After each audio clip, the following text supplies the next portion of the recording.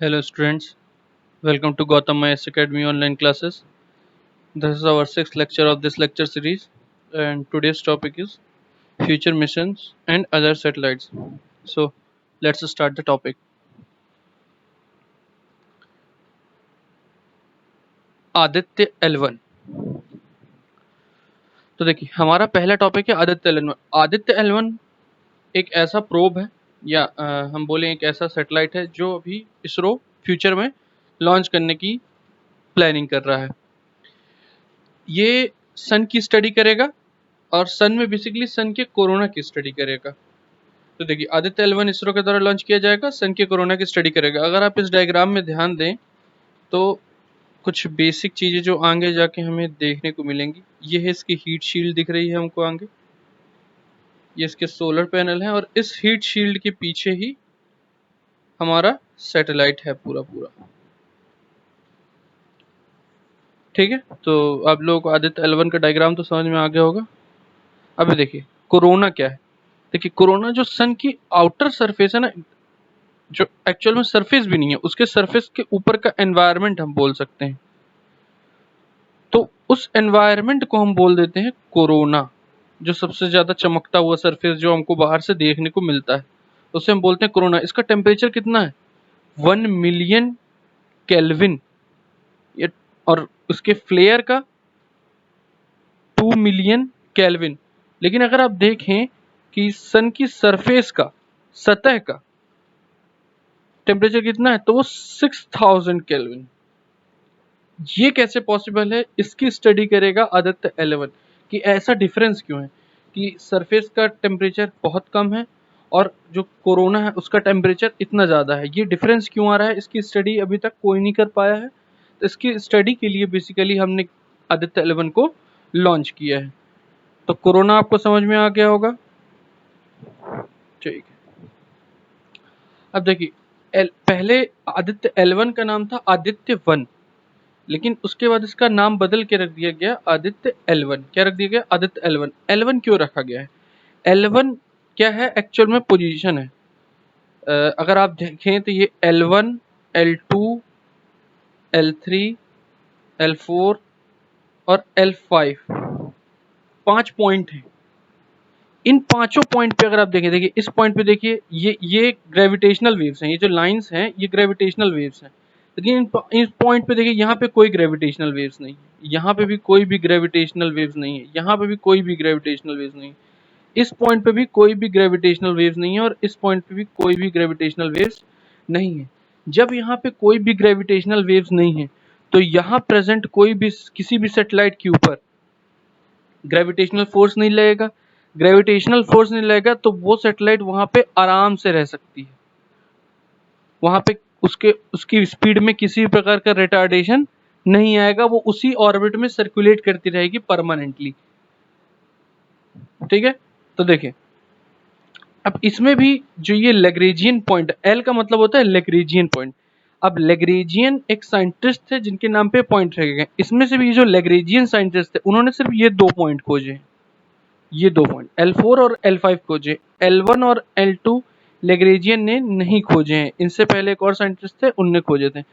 अब ये जो L1, L2 और L3 होते हैं ये अनस्टेबल है। कैसे हैं? अनस्टेबल है, हाईली अनस्टेबल है। और L5 और L4 जो है ये बहुत ज़्यादा स्टेबल है। इनको हम पार्किंग ऑर्बिट भी बोलते हैं। अभी मैं आपको बताऊंगा हेलो ऑर्बिट, पार्किंग ऑर्बिट क्या होते हैं। अब देखिए अगर आप डायग्राम में देख रहे होंगे तो L1, L2 और L3 के पास बहुत कम स्पेस है। तो अगर कोई सैटेलाइट यहाँ पे प्रेजेंट है और वो थोड़ा सा भी आगे पीछे मूव हो जाता है तो वो या तो सन के ग्रेविटेशनल फील्ड के अंडर में आ जाएगा या अर्थ की ग्रेविटेशनल फील्ड में आ जाएगा।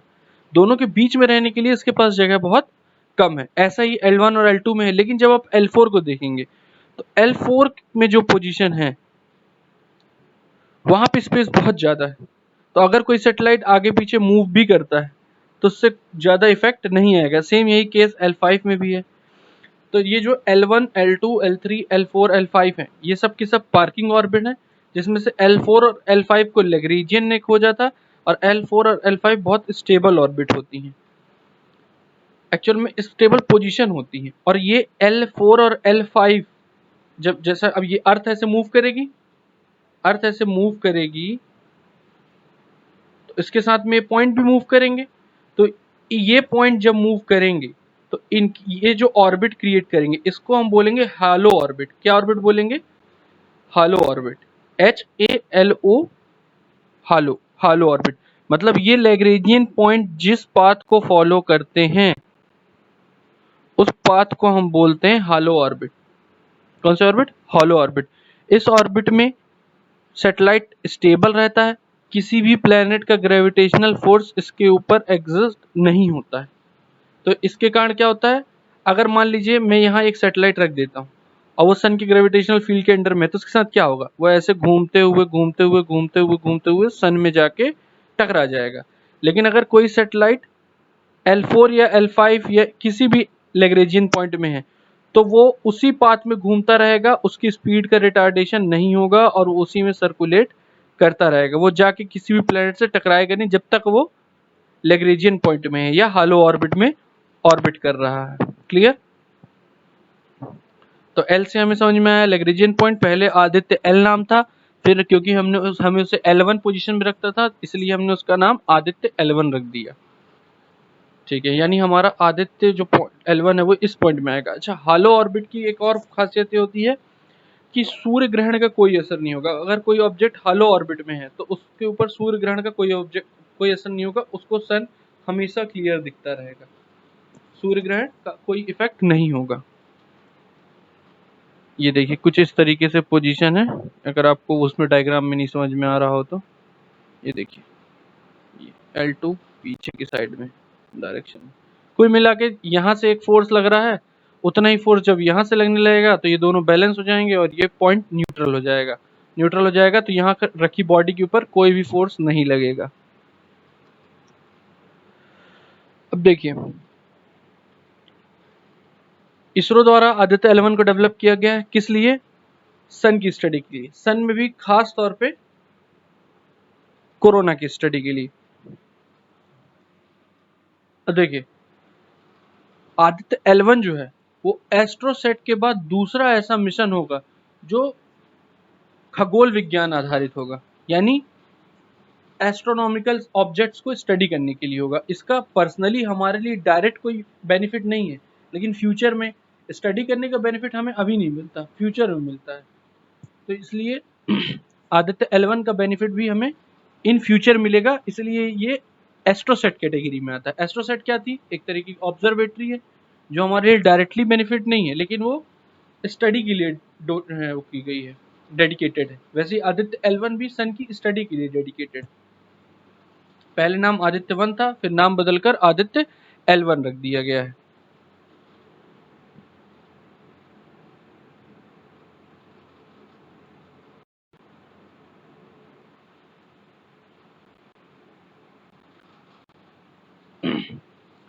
अब देखिए, ये जो लॉन्च व्हीकल है आदित्य L1 के बोर्ड पर 7 पेलोड होंगे के साथ 16।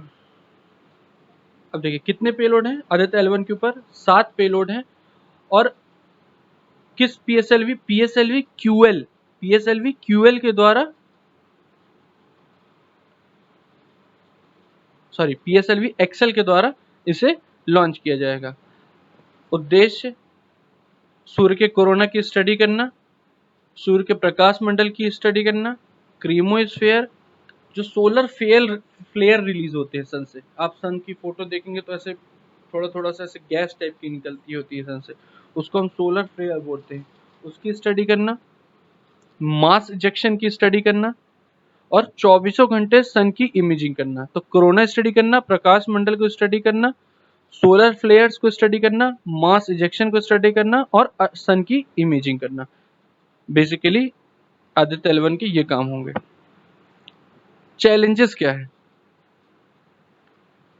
देखिए, पृथ्वी से सूर्य की दूरी लगभग 3.84 लाख किलोमीटर की तुलना में औसतन लगभग 15 करोड़ किलोमीटर है। देखिए, अगर चंद्रमा से देखें पृथ्वी की दूरी कितनी? 3.84 लाख किलोमीटर, लेकिन वो जो पॉइंट है उन दोनों के बीच की दूरी 15 करोड़ किलोमीटर है। ये दूरी बहुत ज़्यादा है और इस पे प्लेस करना भी बहुत चुनौतीपूर्ण है। तो पहला चैलेंज क्या हो गया, दूरी बहुत ज़्यादा, 15 करोड़ किलोमीटर की दूरी है, तो यहाँ पे प्लेस करना बहुत मुश्किल है, जोखिम भरा है। अब देखिए, ज़्यादातर सैटेलाइट जो सन की स्टडी के लिए जाते हैं वो बहुत स्टेबल होते हैं, लेकिन इसमें बहुत सारे मूविंग पार्ट्स हैं। इसमें आदित्य L1 में बहुत सारे मूविंग पार्ट्स हैं, तो ये भी एक चैलेंज है कि स्टेबल सैटेलाइट होती है, ज़्यादा मूविंग पार्ट्स नहीं होते हैं, तो उसके स्टडी आसान है, उसको इस सैटेलाइट को प्रोटेक्ट करना आसान है, लेकिन ज़्यादा मूविंग पार्ट्स हैं तो उसको प्रोटेक्ट करना थोड़ा सा मुश्किल होता है। अब दूसरी चीज़, सन के पास है तो हीट बहुत ज़्यादा है, अब उस हीट से सैटेलाइट के कुछ पार्ट्स भी खराब हो सकते हैं, तो ये भी आदित्य L1 के साथ एक बहुत बड़ा चैलेंज है। अब इम्पोर्टेंस क्या है, मतलब हम आदित्य L1 हमारे लिए इम्पोर्टेंट क्यों है? तो सबसे पहली चीज देखिए, जितने एक एक सोलर सिस्टम में जितने भी प्लैनेट्स होते हैं वो सब के सब या तो सन से बने हैं या सन पे डिपेंड करते हैं। तो अगर हमारे सोलर सिस्टम में कोई भी चेंज होगा तो उसका डायरेक्ट इफेक्ट सन से होगा, तो इसलिए सन की स्टडी करना बहुत ज़रूरी है। अगर हम सन की स्टडी करेंगे तो हम सोलर सिस्टम में होने वाले चेंजेस के बारे में बहुत अच्छे से जान पाएंगे। अब किसी भी प्लेनेट के मौसम या पर्यावरण में जो भी परिवर्तन होता है वो सन के परिवर्तन पे भी बहुत ज़्यादा डिपेंड करता है। तो अपने अर्थ के जो भी एटमॉस्फेयर में चेंज होना है या एनवायरनमेंट में जो भी चेंज हो रहा है वो सन से किस तरीके से इफेक्ट होता है वो भी स्टडी करना है। दूसरा, सोलर वेदर सिस्टम का हमारे अर्थ पे बहुत ज़्यादा इफेक्ट है। जैसे जो सोलर फ्लेयर जो रिलीज होती है उसमें बहुत हैवी इलेक्ट्रोमैग्नेटिक वेव्स निकलती हैं, और वो इलेक्ट्रोमैग्नेटिक वेव्स हमारे अर्थ में जैसे जो सर्किट्स हैं, हमारे जो सैटेलाइट्स हैं, वो उनको खराब कर सकती है। तो उनकी उसके बारे में पढ़ना कि वो किस टाइम पे रिलीज होता है, क्या इफेक्ट है, उससे हम बचाव कैसे कर सकते हैं, इन सब की स्टडी के लिए भी हमारा आदित्य L1 बहुत जरूरी है। पहला इंपॉर्टेंस क्या हो गया, पहला इंपॉर्टेंस हो गया कि हमारे अर्थ का एटमॉस्फेयर में जो चेंज आ रहा है उसमें सन का क्या कंट्रीब्यूशन है, सन का इफेक्ट क्या है, सन में क्या चेंजेस आते हैं तो हमारे एटमॉस्फेयर में चेंज आएंगे। दूसरा, जो सोलर फ्लेयर रिलीज होते हैं सन से और जो इलेक्ट्रोमैग्नेटिक वेव्स निकलती हैं उससे हमारे जो अर्थ के जो भी सर्किट्स हैं, जो भी इलेक्ट्रॉनिक्स हैं, वो खराब होने का बहुत ज़्यादा खतरा रहता है। तो उससे कैसे बचाव कर सकते हैं उसकी स्टडी करना। अंतरिक्ष के मौसम को समझना और पृथ्वी निर्देशित तूफानों के बारे में जानने और उन्हें ट्रैक करने और उनके प्रभाव की भविष्यवाणी करने के लिए निरंतर सौर ऑब्जर्वेशन की आवश्यकता होती है। अब देखिए, पृथ्वी में जो भी तूफान वगैरह आते हैं, जैसे आप सबसे अच्छा एग्जांपल देख लीजिए, ज्वार भाटा जो होता है वो चांद के कारण आता है, चांद की ग्रेविटेशनल फोर्स के कारण, पर उसमें सन का भी इफेक्ट होता है। तो इतने दूर से सन हमारे वाटर को इफेक्ट कर रहा है, ऐसे ही सन हमारे बहुत सारे जो तूफान वगैरह आते हैं उनको भी बहुत इफेक्ट करता है, तो उसकी स्टडी भी बहुत जरूरी है। अब देखिए, इस मिशन के लिए कई उपकरण और उनके घटक देश में पहली बार निर्मित किए जा रहे हैं। दूसरा इंपॉर्टेंस ये है कि अब हम नए नए जो भी इंस्ट्रूमेंट्स हैं वो डेवलप कर रहे हैं बाहर, क्योंकि अब हमें यूज है, जब आवश्यकता ही आविष्कार की जननी है। तो जब हम आदित्य L1 के लिए टारगेट किए तो हमने उसके लिए बहुत सारे इंस्ट्रूमेंट्स डेवलप किए जिससे हमारी टेक्नोलॉजी भी इम्प्रूव हो रही है। अब ये लैग्रांज पॉइंट क्या होता है? अब देखिए, लैग्रांज पॉइंट जो जिस साइंटिस्ट ने खोजा था उनका नाम था जोसेफ लुइस लैंगरेर। क्या नाम है? जोसेफ लुइस लैंगरेर। अब देखिए, अब ये किस पॉइंट पे प्रेजेंट है ये मैं आपको बता चुका हूं, जहां पे दो बॉडी का ग्रेविटेशनल फोर्स एक दूसरे को कैंसल आउट कर देता है, जहां पे गुरुत्वाकर्षण बल का आकर्षण और प्रतिकर्षण दोनों ही एक बराबर हो। उस पॉइंट को हम बोलते हैं लेग्रांज पॉइंट। अब देखिए, L1 बिंदु पृथ्वी से लगभग 1.5 मिलियन किलोमीटर दूर है। कितना? 1.5 मिलियन किलोमीटर दूर है।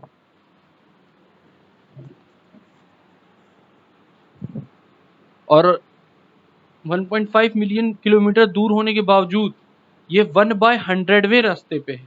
कितने? 1/100, मतलब अगर 1.5 मिलियन का हम 100 से मल्टीप्लाई कर दे, इतना दूर हमसे सन है। तो L1 पॉइंट कितना दूर है? 1.5 मिलियन किलोमीटर। और सन कितना दूर है? 150 मिलियन किलोमीटर। कितना 150 मिलियन किलोमीटर। अब देखिए L1 का अर्थ है लैग्रेंजियन पॉइंट, बता चुका हूं। और इस तरीके के 5 बिंदु हैं, L1 L2 L3 L4 L5। अब इन L1 ये जो पॉइंट है इनको हम पार्किंग ऑर्बिट बोलते हैं। पार्किंग ऑर्बिट क्यों? पार्किंग में आप जब गाड़ी खड़ी कर देते हैं तो क्या आपकी गाड़ी में फ्यूल बर्न होता है? नहीं, वो एक स्टेबल पॉइंट में खड़ी रहती है। ऐसा नहीं है कि वो आगे पीछे हो रही है, नहीं, वो एक स्टेबल पॉइंट पे खड़ी हुई है। तो ऐसे ही जो लैग्रेंजियन पॉइंट होते हैं वो पार्किंग ऑर्बिट्स कहलाते हैं। वहां पे आप अगर जाके सैटेलाइट को प्लेस कर देते हैं तो सैटेलाइट को बार बार मूव नहीं करना पड़ता। हमारे अर्थ के जो सैटेलाइट अराउंड रिवॉल्व कर रहे हैं उनमें थ्रस्टर्स लगे होते हैं, क्योंकि उन सैटेलाइट्स को बार बार उनकी ऑर्बिट में प्लेस करते रहना पड़ता है, क्योंकि वो अर्थ की ग्रेविटेशनल फोर्स के कारण अर्थ की तरफ अट्रैक्टेड रहती हैं। तो इसलिए जो लैग्रेंजियन पॉइंट में जब किसी सैटेलाइट को प्लेस किया जाता है तो उससे फ्यूल बहुत ज़्यादा बचता है। अब अगर फ्यूल हमारे अर्थ में देखें तो इतनी इंपॉर्टेंस नहीं रखता है, लेकिन जब आप स्पेस में चल जाएंगे तो फ्यूल बहुत इंपॉर्टेंस रखता है, क्योंकि आप वहां जाके उसमें फ्यूल नहीं भर सकते, वहां कोई पेट्रोल स्टेशन नहीं है। अब देखिए ये जो L1 है, ये L1 जिस ऑर्बिट में चारों ओर घूम रहा है उस ऑर्बिट को हम बोल देते हैं हेलो ऑर्बिट। कौन सा? हालो ऑर्बिट, HALO, हालो ऑर्बिट। जो ना सूर्य के ना पृथ्वी की ग्रेविटेशनल फोर्स के इफेक्ट के बिना ही कंटिन्यूअसली मूव होता रहता है। देखिए L1 बिंदु, the L1 point is home to the solar and heliospheric observatory satellite. जितनी भी सोलर या हेलियोस्फेरिक ऑब्जर्वेटरी सैटेलाइट है उनके लिए घर के जैसा है वो, यानी वो वहीं जाके प्लेस की जाती हैं। जितनी भी सोलर स्टडी के लिए है या हेलियोस्फेरिक स्टडी के लिए हैं, वो सारी की सारी सैटेलाइट कहाँ प्लेस की जाती हैं? लैग्रेंजियन पॉइंट में ही की जाती हैं। नासा, ये सब के सब इन्हीं पॉइंट्स का यूज करते हैं। अब देखिए और अदर मिशन कौन कौन से हैं, तो एक आपने पार्कर सोलर प्रोब का नाम सुना होगा, अभी 2019 में ही लॉन्च हुआ है ये। पार्कर एक साइंटिस्ट थे, उनके नाम पे पड़ा है पार्कर सोलर प्रोब। ये नासा का मिशन है। और ये जो मिशन है नासा का, ये किस प्रोजेक्ट के अंडर है? ये है living with a star programme के अंतर्गत ये जो पार्कर प्रोब है उसको लॉन्च किया गया। तो पार्कर प्रोब नासा का है, living with a star programme के तहत लॉन्च किया गया है। सोलर विंड्स के एक्सेलरेशन को स्टडी करेगा, मतलब इसका सोर्स क्या है, इसका एक्सेलरेशन कैसे है, इसके बारे में स्टडी करेगा। इससे पहले हीलियो 2 सोलर प्रोब भी लॉन्च किया गया था, जो कि जॉइंट वेंचर था नासा और जर्मनी का। कब लॉन्च किया गया था? 1976 में। अभी देखिए आदित्य L1 में कुल कितने पेलोड है? 7 पेलोड है, जिसमें से पहला है विजिबल एमिशन लाइन कोरोनाग्राफ। अब देखिए विजिबल एमिशन का मतलब वो लाइट रेंज जो हमको दिखाई देती है, यानी हम इसको ऑप्टिकल लाइन कोरोनाग्राफ भी बोल सकते हैं। ऑप्टिकल मतलब वो पाथ वो ऐसी कंडीशंस जो हमको दिख रही हैं, ऑप्टिकली विजिबल। तो विजिबल एमिशन लाइन कोरोग्राफ कुल मिला के एक तरीके का कैमरा है, ठीक है। फिर उसके बाद है सोलर अल्ट्रावायलेट इमेजिंग टेलीस्कोप। अब देखिए ये क्या है? एक तरीके का इमेजिंग टेलीस्कोप है। अब आप अगर जानते हैं कि रेडिएशन बहुत टाइप के, हमको सिर्फ एक विजिबल रेंज की लाइट ही दिखती हैं, पर वैसे बहुत अल्ट्रा वायलेट हैं और भी बहुत एक्सरेज हैं, ये सब हमको दिखाई नहीं देती हैं। तो जो नहीं हमको नहीं दिखती वो हमारे इंस्ट्रूमेंट देख सकते हैं और उसके थ्रू इमेजेस बना सकते हैं। तो पहला हो गया हमारा विजिबल लाइन कोनोग्राफ, दूसरा हो गया solar ultra violet imaging telescope, फिर हो गया Aditya solar wind practical experiment. ये जो सोलर विंड है उनके एक्सपेरिमेंट्स करने के लिए इंस्ट्रूमेंट लगाया गया। फिर दूसरा plasma analyser package for Aditya. अब देखिए सन स्टार्स जो होते हैं उसमें प्लाज्मा होता है, तो plasma analyser package for Aditya plasma की स्टडी के लिए, सन के प्लाज्मा की स्टडी के लिए। आप इसका अगर शॉर्ट फॉर्म देखें पापा, तो plasma analyser package for Aditya. फिर हमारे पास आता है पांचवा solar low energy X ray spectrometer. तो जैसे हमने यूवी के लिए किया वैसे एक्सरे की स्टडी के लिए भी किया। फिर high energy L one orbiting X ray spectrometer. तो L1 पॉइंट पे एक्सरे का क्या इफेक्ट है उसके लिए भी स्पेक्ट्रोमीटर इंस्ट्रूमेंट लगाया है। फिर उसके बाद advance try axial high resolution digital magnetometer, तो ये जो इलेक्ट्रोमैग्नेटिक वेव्स वगैरह आ रही हैं इनको स्टडी करने के लिए और इमेजेस क्रिएट करने के लिए इस इंस्ट्रूमेंट को लगाया गया है। उसके बाद हम आते हैं हमारे एक बहुत इंपॉर्टेंट मिशन पे जो फ्यूचर में होने वाला है, गगनयान। देखिए गगनयान के ऑब्जेक्टिव्स क्या हैं, तो ऊपर हमारे प्राइम मिनिस्टर जी की स्टेटमेंट है एक कि 2022 में ये लॉन्च होगा। अब देखिए क्या होता है।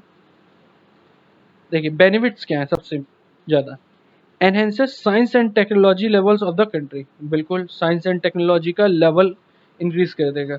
आज के डेट में आप बहुत सारी ऐसी टेक्नोलॉजी देख रहे हैं जो स्पेस के लिए डेवलप की गई, जिसका हमने अपने अर्थ में बहुत अच्छे से यूटिलाइज, जैसे वाटर प्यूरिफिकेशन की टेक्नोलॉजीज हैं, ऑक्सीजन की टेक्नोलॉजी, फ्यूल, हाइड्रोजन, जैसे हमने हाइड्रोजन फ्यूल का यूज़ किया, हाइड्रोजन फ्यूल आज के डेट में हाइड्रोजन कार्स यूज़ हो रही हैं।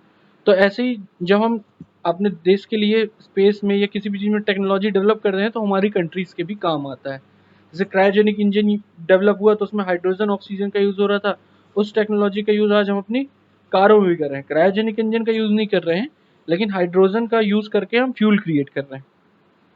फिर national project involving other institutes academic and industry. अब जब इस टाइप के प्रोजेक्ट होते हैं तो बहुत सारे इंस्टीट्यूट्स, एकेडमीज और इंडस्ट्रीज भी इसमें इन्वॉल्व होती हैं जो कि डेवलपमेंट में हेल्प करती हैं। Improves industrial growth. अब अगर हम एक लॉन्च कर सके जो ह्यूमन का स्पेस में, तो इसके बाद इस इंडस्ट्री में ग्रोथ आएगा। अगर आप सबसे पास का ग्रोथ देखें, सबसे पास का जो प्रॉफिट है इसमें वो है टूरिज्म का, स्पेस टूरिज्म का। यूएसए, जापान, चाइना, इस टाइप की कंट्री में इस टाइप का बिजनेस है, बहुत अमीरों के लिए, बहुत जो रिच पीपल है उनके लिए है, बट एक इंडस्ट्रियल ग्रोथ होगा इसमें कि अगर जो कोई इंसान जो जिसके पास पैसा है और स्पेस में जाना चाहता है तो वो भारत में बहुत सारे लोग हैं जिनके पास पैसा है पर वो स्पेस में नहीं जा पा रहे हैं। वो अगर जाना चाहते हैं तो वो इस टाइप के प्रोग्राम्स के थ्रू स्पेस में जा सकते हैं। उसके बाद सबसे इम्पोर्टेंट जो मेरे हिसाब से हो सकता है वो है inspire youth to take challenges in science and technology. यही सबसे इम्पोर्टेंट है, बाकी सब कुछ तो है ही, पर सबसे ज़्यादा इम्पोर्टेंट ये जो इन फ्यूचर हमारे लिए बहुत बेनिफिशियल होगा। अब देखिए इंडिया में बच्चों के दिमाग में कभी भी ये नहीं आता कि हमें एस्ट्रोनॉट बनना है, आता है भी है तो ये बहुत रेयर केसेस में होता है। क्यों? क्योंकि उनके सामने एक एग्जाम्पल नहीं है। अगर आप देखें इंडिया में क्रिकेट के लिए बच्चों के दिमाग में बहुत ज़्यादा रहता है। क्यों? क्योंकि उनके सामने बहुत सारे एग्जाम्पल हैं। तो अगर हम इस फील्ड में बच्चों के सामने एक एग्जाम्पल रख पाए, जैसे हमारे लिए कल्पना चावला एक बहुत अच्छा एग्जाम्पल रही हैं, राकेश शर्मा एक बहुत अच्छा एग्जाम्पल, पर वो सब के सब फॉरेन कंट्रीज से गए हैं। तो बच्चों के दिमाग में या किसी के भी दिमाग में ये बात आती है कि अरे यार एस्ट्रोनॉट बनने के लिए तो दूसरी कंट्री में जाना पड़ेगा, इस टाइप का पॉसिबिलिटी नहीं है इंडिया में। तो यूथ के दिमाग में ये आए कि नहीं, हम एस्ट्रोनॉट भी बन सकते हैं या इस फील्ड में भी जा सकते हैं। तो वो अगर एस्ट्रोनॉट नहीं भी बन पाए तो एक साइंस की फील्ड में कुछ अच्छा करेंगे, टेक्नोलॉजी की फील्ड में कुछ अच्छा करेंगे। तो ये हमारे लिए एक बहुत इंपॉर्टेंट है। दूसरा, technology developed by societal benefits. अब देखिए अगर कोई मॉड्यूल स्पेस में जाएगा ह्यूमन को लेके तो ह्यूमन के लिए इम्पोर्टेंट जो भी लाइफ सपोर्टिंग सिस्टम है उनको डेवलप करेगा। और अगर स्पेस में जहाँ लाइफ को प्रोटेक्ट करने जैसी कोई भी चीज़ नहीं है वहाँ अगर ह्यूमन सर्वाइव करता है इन इंस्ट्रूमेंट्स की हेल्प से तो वो तो अर्थ में भी फिर उनका यूज़ कर सकता है। तो अगर जो इस टेक्नोलॉजी भारत डेवलप करेगा वो हमारे जो सोसाइटल बेनिफिट्स हैं उसमें भी उनका यूज़ हो जाएगा। फिर उसके बाद एडिशनल ह्यूमन रिसोर्स डेवलपमेंट होगा, ये वही है यूथ के जैसा। फिर provides way for the international collaboration and policies. अब देखिए अभी तक सिर्फ 3 कंट्रीज हैं जो स्पेस में भेज पाई हैं ह्यूमंस को। तो अगर हम इस चीज़ में सक्सेसफुल हो जाते हैं तो इंटरनेशनल लेवल पे एक तो इज्जत मिलेगी कि हाँ इसरो, वैसे भी इसरो की बहुत मान्यता है, पर एक दूसरा लेवल अचीव हो जाएगा। और इंटरनेशनल कोलैबोरेशंस होंगी, फिर हमको पॉलिसीज़ में भी बहुत सारी पॉलिसीज़ में इंक्लूड किया जाएगा क्योंकि अभी स्पेस से रिलेटेड ज़्यादा पॉलिसीज़ मौजूद नहीं है। कुछ सम्मेलन हुए हैं यूनाइटेड नेशंस के, इससे ज़्यादा जो भी क्या कहते हैं पॉलिसीज़ अभी प्रेज़ेंट नहीं है। तो अगर हम जल्द से जल्द इसमें ऐड हो जाते हैं, तो हमें इसका बहुत सारा बेनिफिट होगा। जैसे आज के डेट में हम बहुत सारी ऐसी, जैसे न्यूक्लियर रिजीम है, उसमें हम एडेड नहीं, क्योंकि हमारा न्यूक्लियर प्रोग्राम बहुत लेट था। हमने इसके टेस्ट बहुत लेट किए, इसलिए अगर हम इसमें जल्दी अचीव कर पाए तो आने वाली फ्यूचर पॉलिसीज में इसमें हमें बेनिफिट मिलेगा। अब देखिए, भारत के प्रधानमंत्री ने 2022 तक इस प्रोग्राम को लॉन्च करने का टारगेट रखा है, और ये होगा 75वां स्वतंत्रता दिवस होगा। अब देखिए, इसमें हमारा साथ कौन दे रहा है? फ्रांस दे रहा है। फ्रांस की जो कंपनी है, स्पेस कंपनी है, वो है CNES। CNES के हेल्प से हमने और भी बहुत सारे प्रोग्राम किए हैं। जैसे हमने अगर आपको पिछले उसमें ध्यान हो, तो उसमें हमने सरल सैटेलाइट एक लॉन्च किया था, जिसमें CNES के साथ कोलैबोरेशन किया गया था। इसमें हमारा साथ कौन दे रहा है? फ्रांस दे रहा है। रशिया भी इसमें हमारा साथ दे रहा है, पर बेसिकली जो ट्रेनिंग वगैरह है वो तो रशिया दे रहा है, पर जो टेक्नोलॉजी डेवलपमेंट में जो हेल्प है वो हमारा फ्रांस कर रहा है। अब किस तरीके की टेक्नोलॉजी डेवलपमेंट में फ्रांस हमारी हेल्प कर रहा है? जैसे space medicine, astronaut health monitoring, life support, radiation protection, space debris protection and personal hygiene system. इन चीज़ों में हमारी हेल्प फ्रांस कर रहा है। और जो ट्रेनिंग है, स्पेस में जाने की ट्रेनिंग है, वो ट्रेनिंग सेंटर अभी हमारे पास है नहीं, तो उसमें हमारी हेल्प कर रहा है रशिया। अब मिशन क्या होगा? तो एक मॉड्यूल है, उस बेसिकली 3 फ्लाइट होंगी। इसमें 3 फ्लाइट में से 2 फ्लाइट जो होंगी उसमें ह्यूमन बींग नहीं होंगे, वो एक टेस्ट के लिए होंगी वो फ्लाइट सारी की सारी। जो थर्ड फ्लाइट होगी उसमें ह्यूमन बींग होंगे, जो कि लो अर्थ ऑर्बिट में जाएंगे, लगभग 400 किलोमीटर, अर्थ से 400 किलोमीटर की दूर ऑर्बिट में, लो अर्थ ऑर्बिट में। अब देखिए, the human space flight programme called the orbital module will have 3 Indian astronauts including a woman. तो देखिए, इसमें 3 इंडियन एस्ट्रोनॉट्स होंगे, और उन 3 में से एक एस्ट्रोनॉट वुमन होंगे। और ये अर्थ की ऑर्बिट में 5 से 7 दिन तक रहेगा, और रेडियस क्या होगी? 300 to 400 किलोमीटर की रेडियस होगी। तो देखिए, गगनयान में मदद कौन कर रहा है? फ्रांस कर रहा है। टेक्नोलॉजी डेवलपमेंट में, इसमें टेक्नोलॉजी डेवलपमेंट में फ्रांस हेल्प कर रहा है। ट्रेनिंग में रशिया हेल्प कर रहा है। गगनयान 2025 में लॉन्च होगा। 3 उड़ानें होंगी, जिसमें से 2 मानव रहित होंगी, एक में मानव होगा। एक मॉड्यूल में 3 ह्यूमन बींग हो सकते हैं, जिसमें से एक वुमेन होंगी।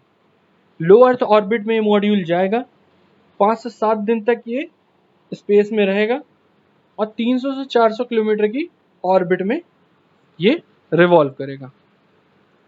अब इसमें पेलोड कौन कौन से होंगे? एक क्रू मॉड्यूल होगा, जो मानव को ले जाने वाला अंतरिक्षयान कहलाएगा, क्रू मॉड्यूल। दूसरा होगा सेवा मॉड्यूल, जिसमें 2 लिक्विड इंजन होंगे, और लिक्विड इंजन से आपका ध्यान जाएगा विकास इंजन पे। तो 2 लिक्विड इंजन होंगे। इसमें एक जो इमरजेंसी एस्केप सिस्टम भी प्रेजेंट होगा, कि अगर कोई मिशन अबॉर्ट होता है, यहाँ पे ये थोड़ा टर्म गलत यूज हुआ है,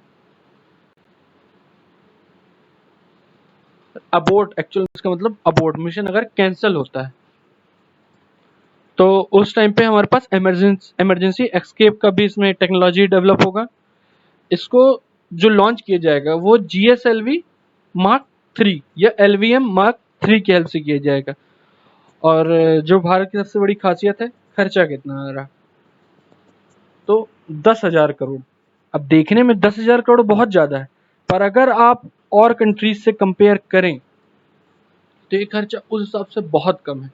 जैसे अगर आप 10,000 करोड़ देखें तो ये है लगभग 100 बिलियन, 100 बिलियन रुपए, करोड़ रुपए। इसको अगर आप डॉलर में कन्वर्ट कर देंगे तो ये बहुत मिलियन में चला जाता है, मिलियंस में। क्योंकि अगर आप देखें कि USA का जो अपोलो था, उसमें 25 बिलियन डॉलर लगे थे। अगर 25 बिलियन डॉलर को आज की करेंसी में कन्वर्ट करेंगे तो वो बहुत ज़्यादा है, और उसके बाद भी जो डॉलर है तो उसको आप 70 से मल्टीप्लाई करिए, तो हम नासा से कई गुना सस्ते में ये मिशन लॉन्च करेंगे।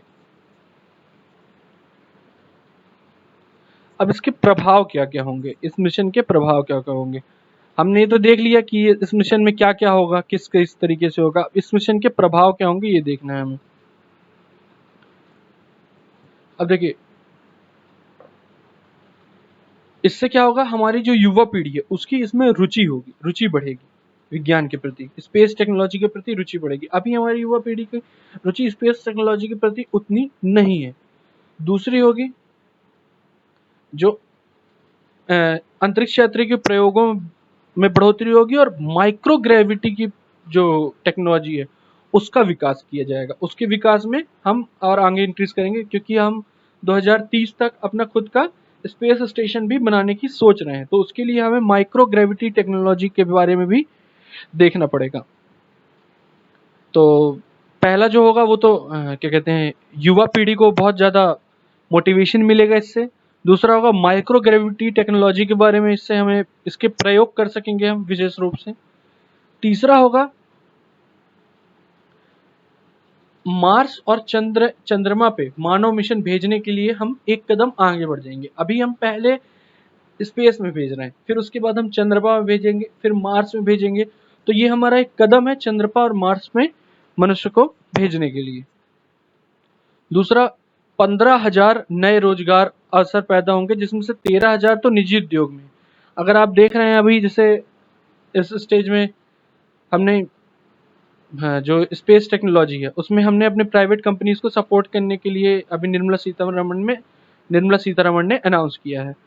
तो इससे क्या होगा, प्राइवेट कंपनीज को बहुत ज़्यादा सपोर्ट मिलेगा कि हम एक टेक्नोलॉजी ऊपर हैं, तो इसरो को उसमें हेल्प चाहिए होगी। उस हेल्प के लिए नई नई प्राइवेट कंपनियां बनेंगी, नए स्टार्टअप्स होंगे, और उसमें रोजगार जनरेट होंगे, और ये बहुत अच्छे लेवल के रोजगार होंगे। और इस अगर ये गगनयान लॉन्च हो जाता है तो भारत फोर्थ ऐसा कंट्री होगा जो मानव मिशन अंतरिक्ष में भेज पाएगा।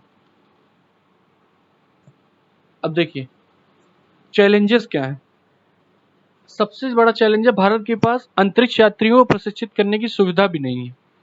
मतलब उनको ट्रेनिंग देने के लिए हमारे पास कोई सुविधा नहीं है, उसके लिए हमें रशिया पे डिपेंड होना पड़ता है। उसके बाद जो लॉन्च व्हीकल है, वो अभी जो हमारे लॉन्च व्हीकल है, मार्क चाहे जीएसएलवी हो चाहे पीएसएलवी हो, ये अभी आज तक इन्होंने कोई भी मानव मिशन को लॉन्च नहीं किया है। तो ये मानव मिशन के लिए अभी तक ट्रेंड नहीं है या एक्सपेरिमेंटेड नहीं है।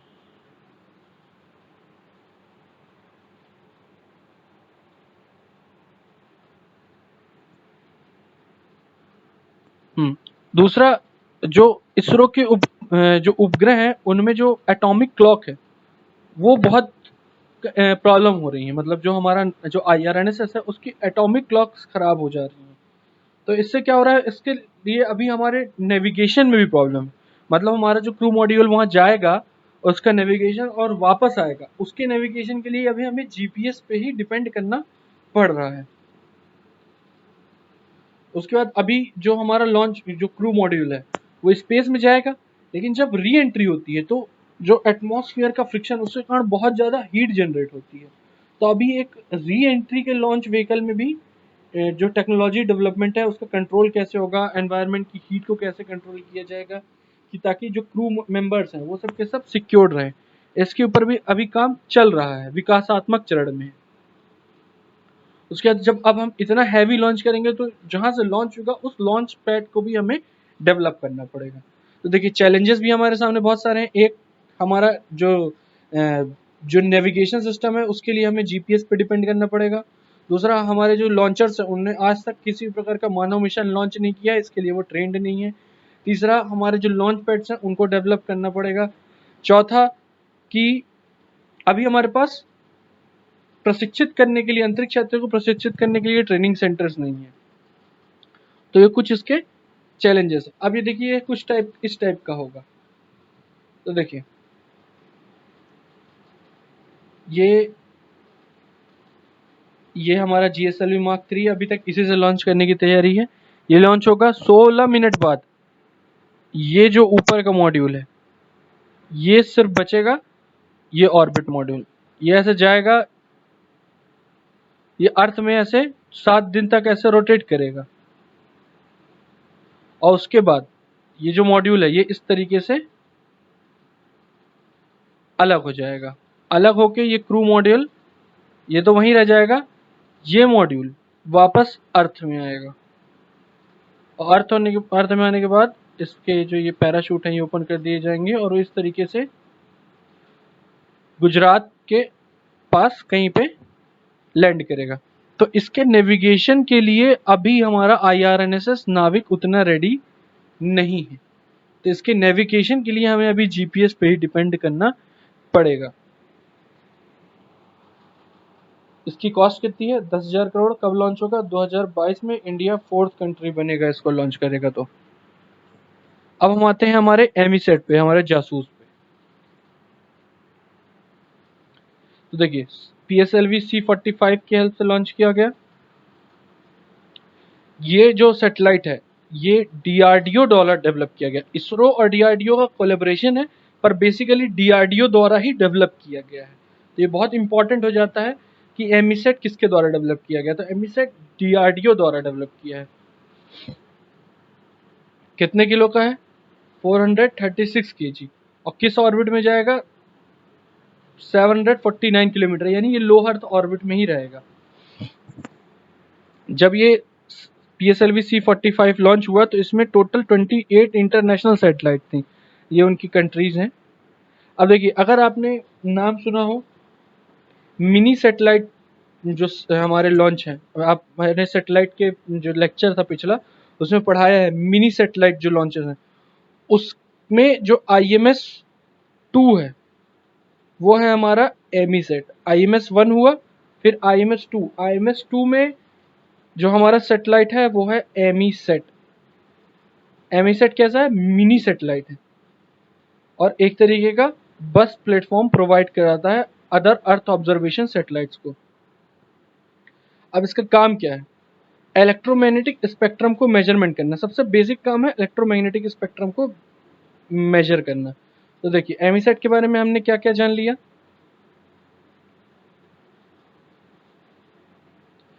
पहली चीज जो हमने एमीसेट के बारे में पढ़ी कि PSLV C-45 के द्वारा लॉन्च किया गया। वेट है 736 kg। लो अर्थ ऑर्बिट में जाएगा। ये IMS-2 प्रोग्राम के तहत लॉन्च किया गया है। एमीसेट IMS-2 प्रोग्राम के तहत लॉन्च किया गया है। काम क्या है? इलेक्ट्रोमैग्नेटिक स्पेक्ट्रम का मेजरमेंट। किसके द्वारा डेवलप किया गया? DRDO के द्वारा, इसरो के कोलैबोरेशन के साथ। और ये पहला होगा, also the first to put solar panels in rocket 4th stage. तो इसका जो 4th स्टेज है इसके रॉकेट में सोलर पैनल होंगे। ये ऐसा पहला लॉन्च होगा। ठीक है, ऐसा क्यों है? क्योंकि ये 3 स्टेज पहला लॉन्च है PSLV का, जो 3 ऑर्बिट में लॉन्च करेगा। यानी जैसे ये अर्थ है तो first orbit, second orbit, third orbit. तो इस ऑर्बिट में भी सैटेलाइट प्लेस करेगा, इसमें भी प्लेस करेगा, और इसमें भी।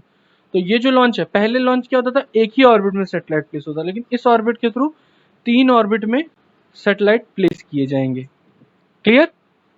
तो हमें समझ में आया कि जो PSLV C-45 है ये उसकी 47th फ्लाइट है।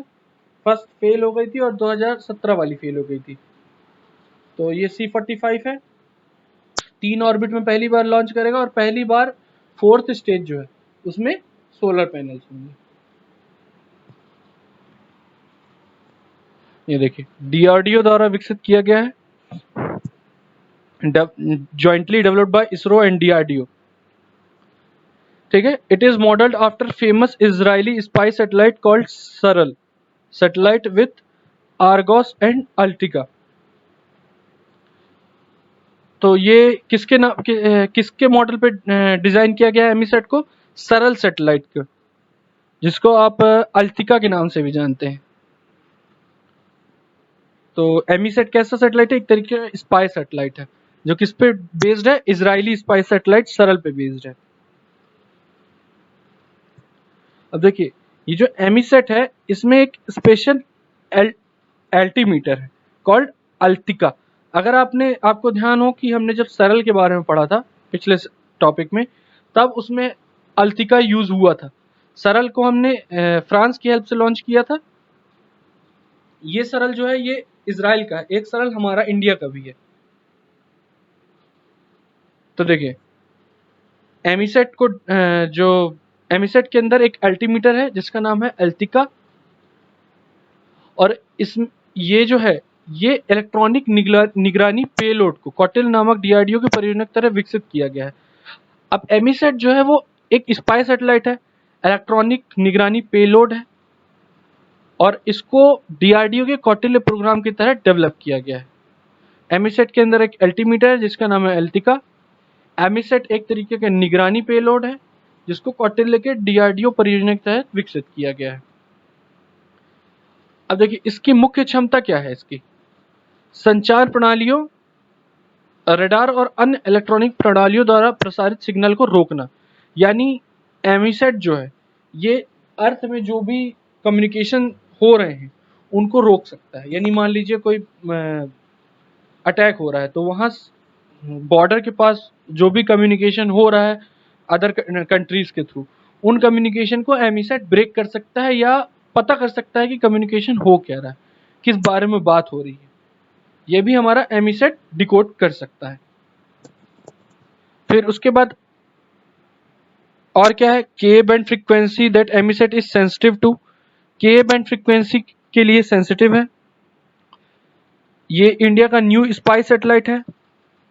ये आइस को स्कैन कर सकता है, रेन को, कोस्टल जोन्स को, लैंड मासेस को, फॉरेस्ट को, वेव्स को, कुल मिला के बहुत सारे। ये एक तरीके का कैमरा है जो एटमॉस्फेयर में प्रेजेंट है, जो कि क्या करेगा, जैसे मान लीजिए ये एक फोटो ली इसने, ये फोटो ली तो इस फोटो को के पिक्सल्स को ये ब्रेक करेगा और उस पिक्सल के जो भी रेडिएशन है उसको स्टडी करके बताएगा कि ये किस तरीके का रेडिएशन है और नीचे किस तरीके का ऑब्जेक्ट प्रेजेंट है। मान लीजिए पिक्सल का जो रेडिएशन है वो रेडिएशन मैच करता है फॉरेस्ट से, तो एमीसेट के समझ में आ जाएगा कि ये जो फोटो है ये फॉरेस्ट की है, तो उससे उसकी डेंसिटी, वहाँ पे किस किस टाइप की चीज़ें प्रेजेंट है, किस टाइप के पेड़ है, ये सब कुछ एमीसेट हमें बता सकता है।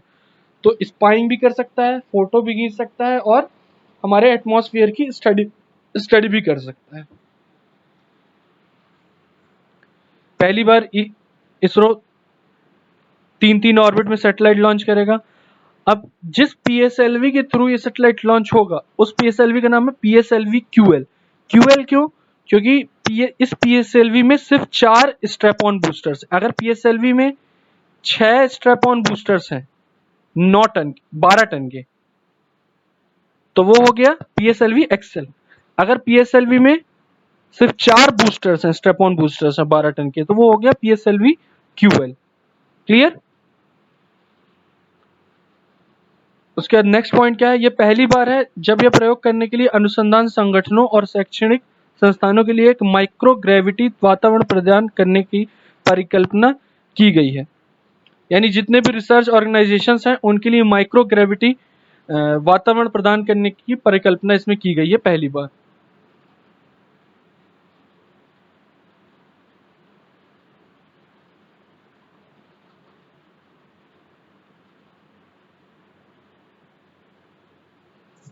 अब हम आते हैं हमारे हाइपर स्पेक्ट्रल इमेजिंग सैटेलाइट पे, हाइसिस पे। तो देखिए हाइसिस के सबसे पहली चीज आप ये डायग्राम देखिए, हाइपर स्पेक्ट्रल इमेजिंग सैटेलाइट। कुल मिला के हमको ये समझ में आ रहा है कि ये इमेजिंग सैटेलाइट है। ठीक है, अब ये देखिए इसमें भी पिक्सल का ही काम है बेसिकली। ये बहुत हाई रेजोल्यूशन की, एक तरीके से आप बोले बहुत हाई रेजोल्यूशन की फोटो खींचेगा और उस फोटो को जूम करके उनके पिक्सल को स्टडी करेगा। आपने अगर ध्यान दिया हो, अभी जो हमारा चंद्रयान 2 का जब जो सॉफ्ट लैंडिंग थी वो फेल हो गई थी हमारे प्रज्ञान रोवर की, विक्रम लैंडर की, तो एक फोटोग्राफर था, उसने उसको फाइंड करके बताया था। तो उसने क्या किया था, उसने एक हाई रेजोल्यूशन फोटो ली, उसको जूम किया और उसके पिक्सल्स को स्टडी किया। तो उसके पिक्सल को स्टडी करने से उसको समझ में आया कि यहाँ पे कुछ डिफरेंस है। तो उसने एक लोकेशन बताई कि यहाँ पे हमारा चंद्रयान हो सकता है। तो कुछ इसी तरीके से हमारा हाइसिस भी फंक्शन करता है। वो फोटो को हाई रेजोल्यूशन पिक लेते हैं, उसको उसके पिक्सल को स्टडी करते हैं उसके इस पिक्सल के स्पेक्ट्रम को स्टडी करके बताते हैं कि यहाँ पे क्या क्या प्रेजेंट है। अब हमारा जो हाइसिस है वो 29 नवंबर को लॉन्च किया गया PSLV C43 के थ्रू। अब देखिए ये जो हाइसिस है ना, इसमें ये तो सैटेलाइट है, लेकिन जो हाइपर स्पेक्ट्रल इमेजिंग है ये एक तरीके की चिप है। क्या है? हाइपर स्पेक्ट्रल इमेजिंग चिप है, जो कि चंद्रयान 1 में भी लगी थी, फोटो खींचने के लिए।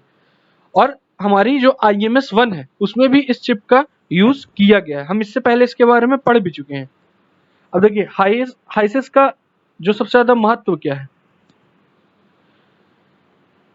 Earth surface is invisible near infrared and short wave infrared reason of the electromagnetic spectrum.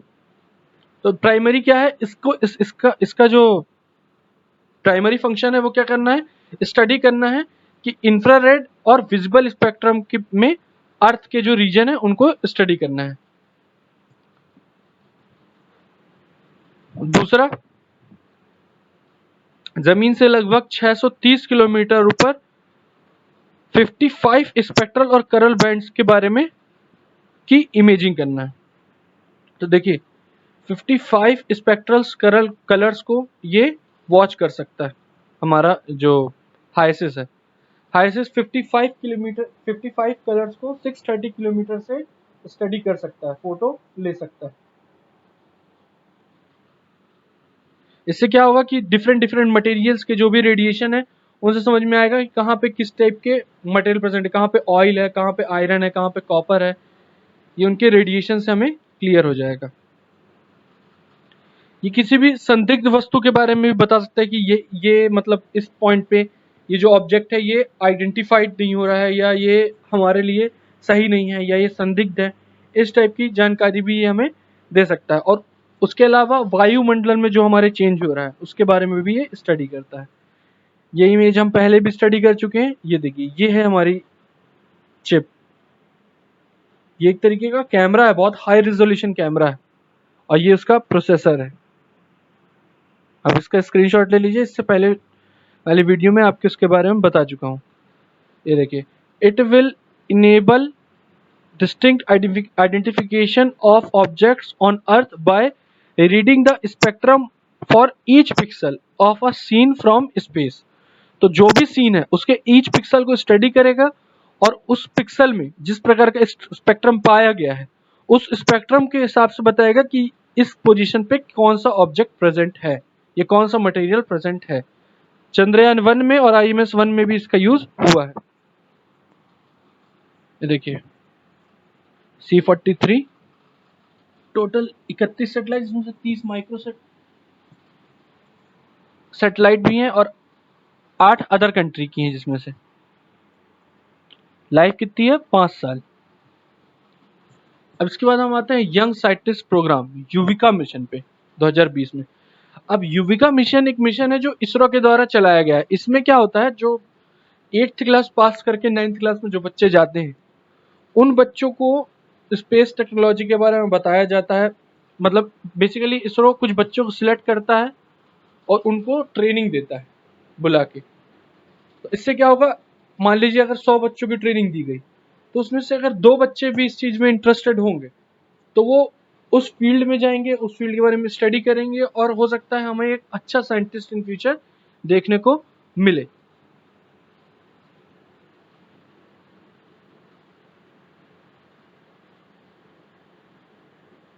और इसमें जो भी खर्चा होगा वो सबका सब इसरो उठाएगा।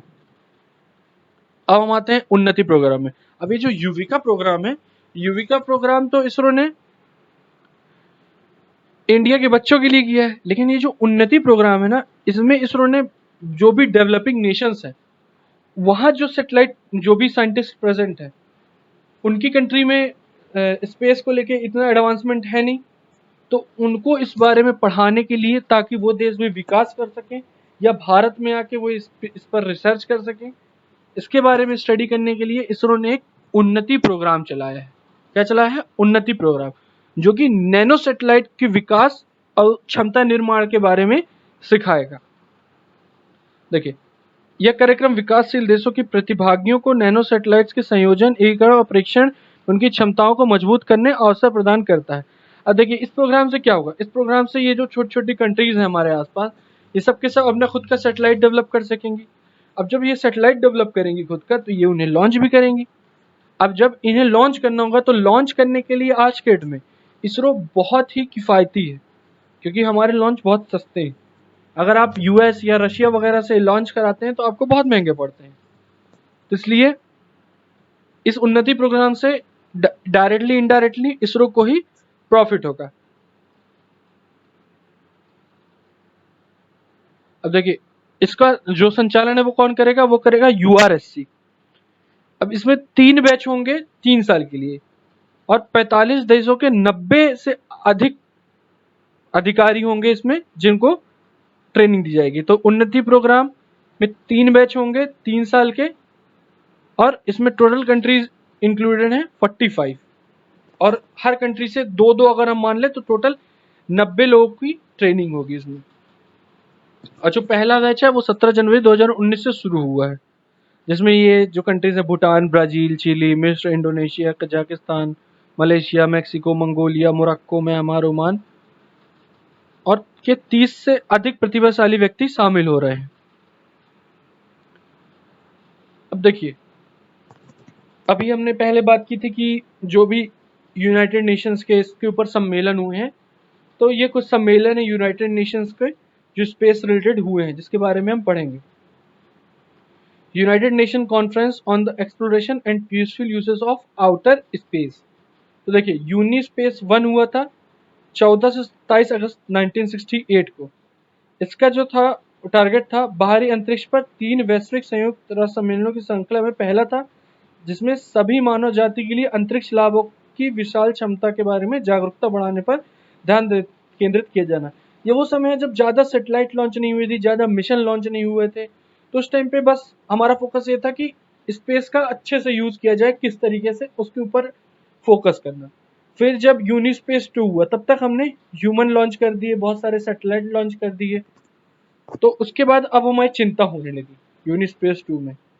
तो इसका जो आयोजन किया गया था यूनिपेस 2 के ने चिंताओं को संबोधित किया कि शांतिपूर्ण उद्देश्यों के लिए बाहरी स्थान को कैसे बनाए रखा जाए और बाहरी अंतरिक्ष में हथियारों की दौड़ को रोका जाए। इस टाइम पे चल रहा था कोल्ड वॉर। तो कोल्ड वॉर के टाइम पे स्पेस में मिसाइल्स डिप्लॉय करने की प्लानिंग की जाने लगी, और भी बहुत सारे हथियार स्पेस में प्लेस के, अंतरिक्ष युद्ध होने जैसी स्थिति आ गई। तो इसलिए ये सेकेंड प्रोग्राम किया गया है कि स्पेस में शांति बनाए। फिर उसके बाद तीसरा प्रोग्राम किया गया यूनी स्पेस 3 1999। अब तक इसरो का भी कंट्रीब्यूशन बहुत हद तक आ चुका था। तो जो 30 जुलाई को यूनिस्पेस 3 हुआ, उसने क्या किया कि 21वीं सदी में बाहरी अंतरिक्ष के शांतिपूर्ण उपयोग के लिए खाका बनाया गया। तो अब तक बेसिकली तीन प्रोग्राम हुए हैं, यूनिस्पेस 1, यूनिस्पेस 2, यूनिस्पेस 3, और तीनों के कुछ ना कुछ टारगेट रहे हैं। अभी कोई बड़ा प्रोग्राम अभी तक इसके ऊपर नहीं किया गया है, जिससे ना बहुत बड़ी पॉलिसी क्रिएट की है, जिसके लिए जो अभी भारत के लिए बेनिफिशियल है। क्योंकि अगर हमने और भी ज़्यादा सक्सेसफुल कर ली, तो इसके बाद अगर किसी प्रकार की रोक, जैसे अभी हमने शक्ति जो मिसाइल का उसका परीक्षण किया, सैटेलाइट को स्पेस में हमने एक सैटेलाइट को मार गिराया, हो सकता है आने वाले टाइम पे सैटेलाइट को मारने वाली मिसाइल्स का परीक्षण रोक दिया जाए, बैन कर दिया जाए। तो भारत ने वो परीक्षण कर लिया, तो आज फ्यूचर में अगर इस टाइप कोई बैन होता है तो भारत के पास वो टेक्नोलॉजी पहले से है, तो भारत को टेंशन लेने की जरूरत नहीं है। तो इसी के साथ हमारा ये लेक्चर समाप्त होता है। तो अगर इसमें से आप लोगों को कोई भी डाउट है तो आप लोग प्लीज़ कमेंट करिए।